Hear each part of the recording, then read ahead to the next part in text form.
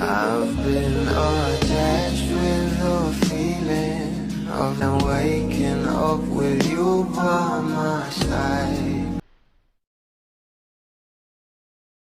Alam naman natin na ang Don Bell at ang cast ng Can't Buy Me Love ay nag-get together nga sa last day of shooting nila para sa serye na talaga namang pinag-usapan, lalong-lalo pa nga ang post ni Alora na talaga namang nagkahiyaan pa nga itong ating couple.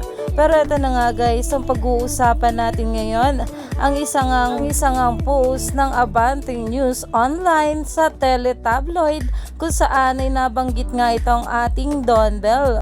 Monday din, nag-last taping day na ang Can't Buy Me Love ng Don Bell, Tony Pangilinan, and Bel Mariano. Ang bongga, di ba? Pero alam mo, nag-party sila after sa may Antipolo banda, no?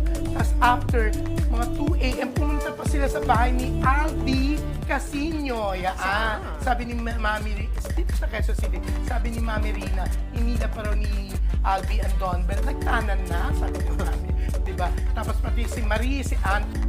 Ayon pa nga guys dito, ko lang nalaman na sa house pala yun nila Albi at siya pala ang nag-aya kahit madaling araw na based sa mom ni Albi. Di ko na nasama sa video pero nasabi nila na 2 lechon pinakain ni Bell sa last taping day. #Don Bell na talaga namang umani na agad ng maraming komento.